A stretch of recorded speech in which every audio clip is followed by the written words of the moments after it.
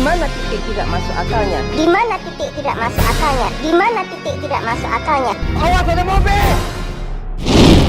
Pada suatu malam sebelum disahkannya Undang-Undang Perampasan Aset, anjas, terdapat seorang begundal besutan Garena yang hunting woman di aplikasi Saya Mengobrol. Namun baru aja nego tipis-tipis, datanglah anaknya yang menyuruh Riko menilai gambaran anaknya yang udah bisa menggambar wajah-wajah bapaknya untuk dipakai baliho nyalon jadi gubernur ketika udah kaya. Alhasil anaknya langsung adu ke maknya karena si Riko tak mau menilai gambarannya yang udah ia susah-susah bikin seperti kecap Malika. Sehingga anaknya bernama Atika bilang kalau bapaknya lagi melakukan transaksi agar ekonomi para wanita di aplikasi Saya Mengobrol berjalan lancar. Dimana mendengar itu si Mak langsung melabrak suaminya meskipun ujung-ujungnya si Riko malah pergi tancap gas akibat rudalnya udah berkata keluarkan saya Cibos, keluarkan saya. Bahkan hingga larut malam, si Riko belum juga pulang dengan kondisi istri lagi mengandung calon penerus akun FF-nya sampai datanglah rombongan Pak RT bersama Ari Ginting versi KW yang memberikan tutur untuk istrinya. Dengan sekarang ibu istirahat aja,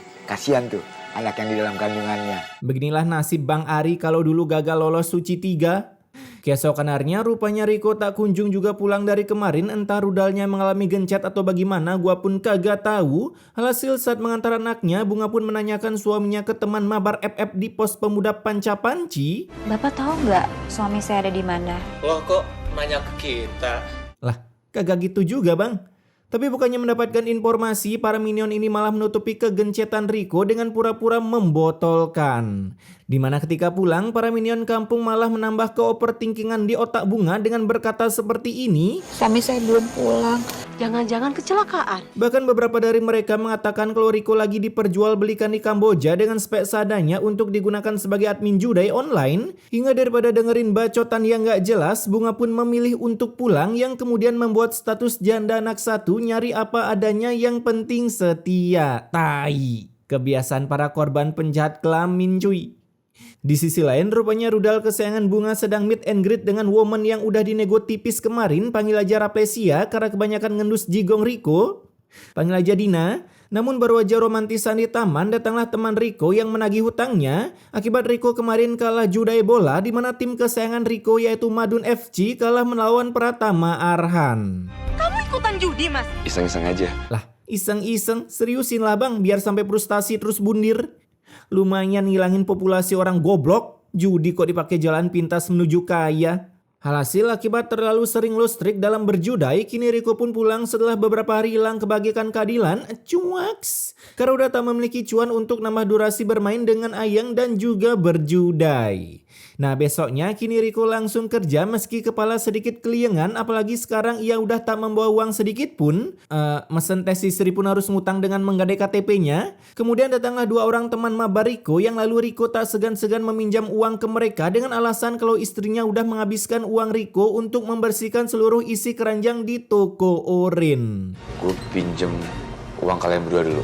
Ya udah kasih. Anjas, teman unlimited cuy. Untungnya teman Riko dengan senang hati menyumbangkan cuannya. Hingga saat pulang kerja, Riko secara belagu menantang Ayangnya beli HP bebas pilih. Dan saat membeli HP Asia Hidayah yang udah berkolaborasi dengan Ferrari, si Riko langsung ketar-ketir. Yang kemudian membelokkan niat beli HP-nya menjadi niat makan di restoran mahal. Kita makan di restoran mahal aja, gimana? Tapi kamu bayarin. Penampakan para beban keluarga yang belum kerja tapi udah pacaran traktir pacar. Sayangnya kejadian itu berhasil diciduk oleh seorang minion yang hendak ngutang di konter HP ini. Sehingga saat pulang ia langsung nyamperin ke rumah Riko untuk mencebukkan Riko ke istrinya. Kalau rudal Riko udah seperti hotspot tanpa password, bebas digunakan untuk siapapun. Asik. Seketika mendengar itu Bunga langsung terbagongkan. Namun apa daya karena damage Riko lebih GG gaming daripada Bunga. Saat pulang Riko pun udah tercium aroma arak Bali yang katanya... Aduh. Kamu itu pulang malam terus, mabuk terus. Aku kayak gini, itu karena kamu. Itu dia. Dengan kesabaran tingkat penuh meski rudal udah diobral, si Bunga masih tetap mau ke pasar meskipun Riko tak pernah menafkahinya modal nafkah batin doang. Padahal aku gak pernah ngasih dia uang.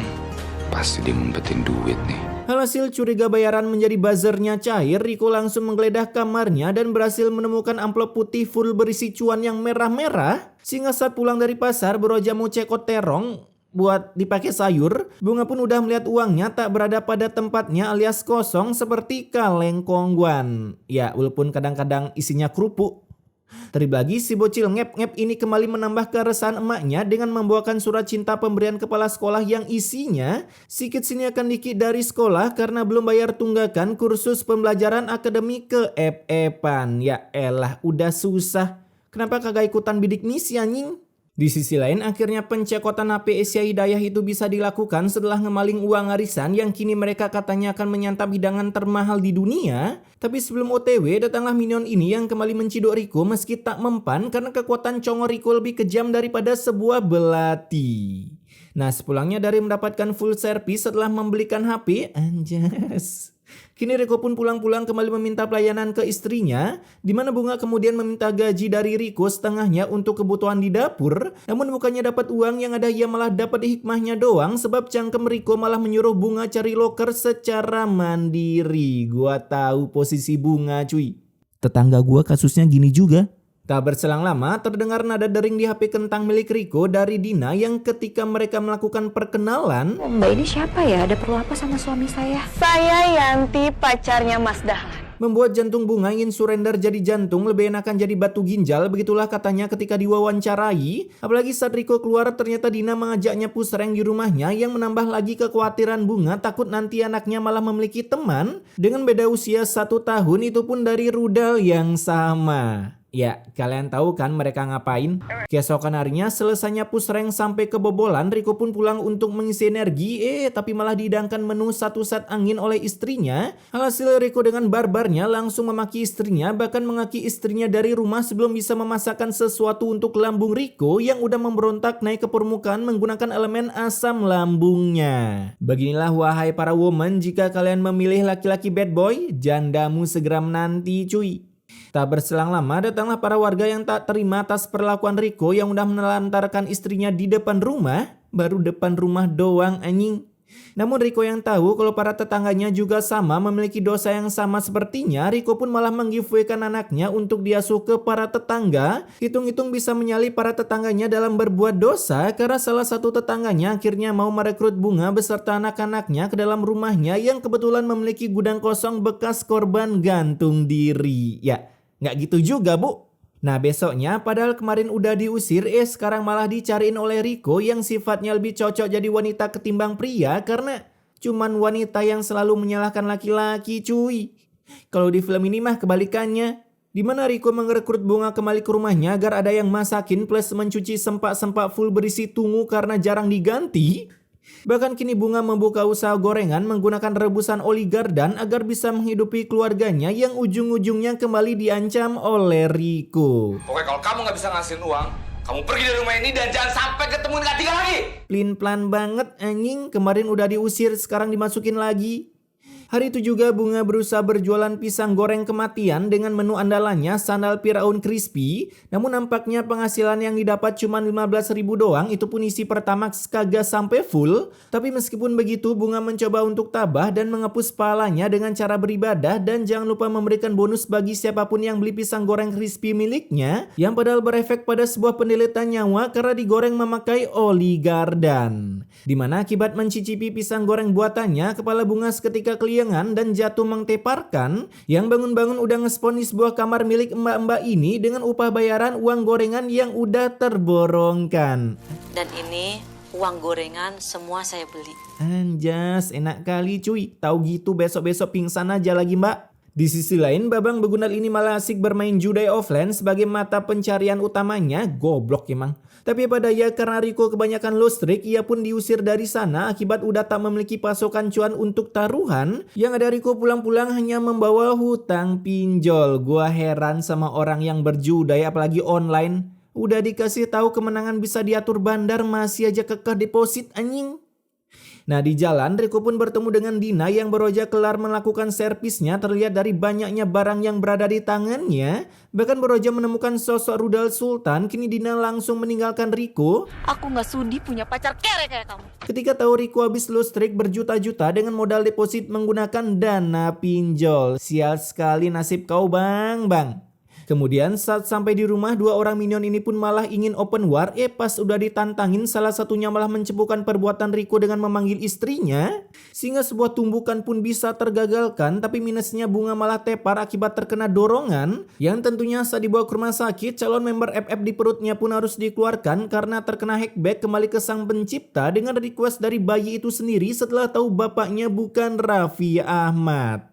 Keesokan harinya penguburan bayi itu pun kelar dilaksanakan, yang pastinya si anak langsung menyuruh maknya untuk membuat lagi agar ada teman gibah ketika bapaknya kumat menjadi membGGST kan. Dimana saat pulang mereka udah melihat rumahnya dalam keadaan terunboxing karena sesuai kata gua tadi bapaknya suka kumat-kumatan melakukan gerbek rumah sendiri cek. Hanya karena ia tak menemukan makanan yang lezat dan berbiji di dapur, sehingga Rico pun mengambil tabungan bunga untuk dipakainya dinner bersama Yangnya yang padahal udah memiliki spek rudal jauh di atas kualitas milik Rico. Nah malam itu juga Rico pun datang ke rumah Yangnya tapi malah tak disambut dengan kehangatan, namun ketika mengeluarkan yang merah-merah,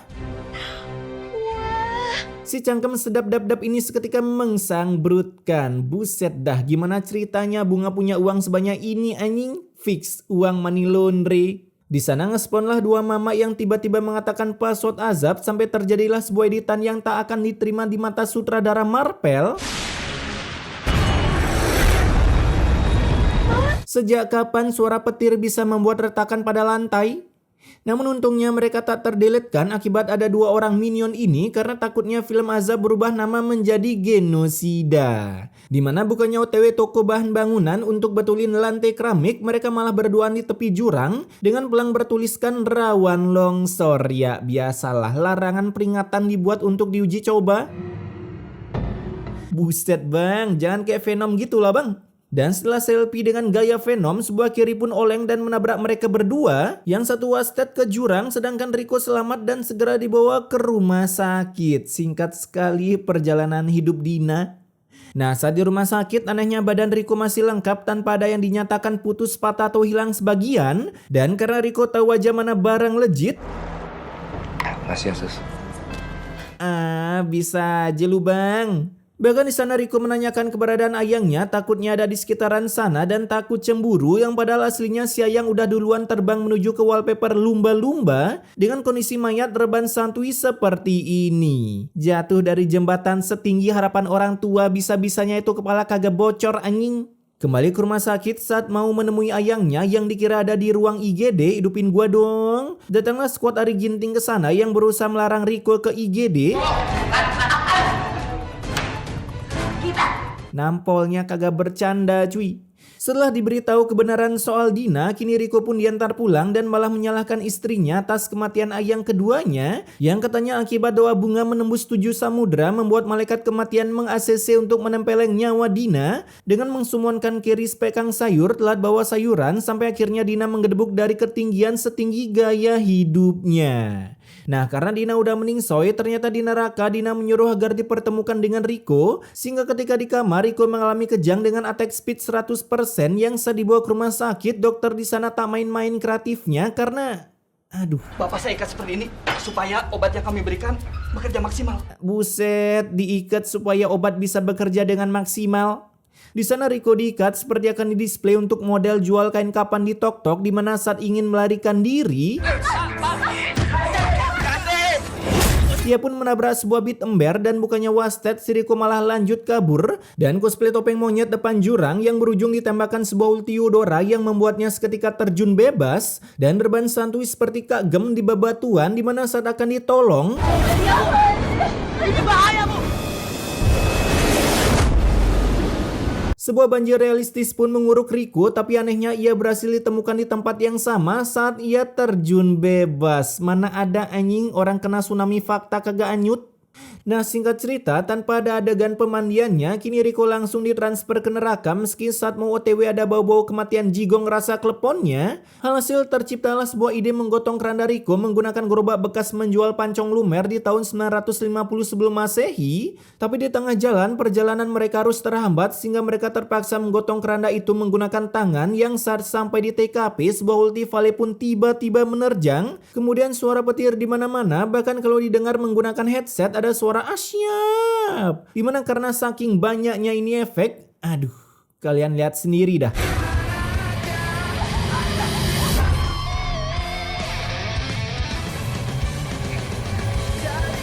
Karena Riko pun bersiap terbang menuju yang tak terbatas dan melampauinya, yang kemudian hinggap di sebuah jurang dengan grafik yang mematikan. Buset dah, sakit banget mata gue cuy. Dan film ini pun kemudian ditutup dengan mereka yang berdoa mendoakan agar film ini cepat selesai. Oke, pesan immortality-nya di sini, terkadang memang rumput tetangga lebih hijau dan legit ketimbang rumput di halaman rumah sendiri. Tapi ketahuilah apapun yang kita miliki sekarang sangat diinginkan dimiliki oleh orang lain juga. Jadi pada intinya bersyukur blok.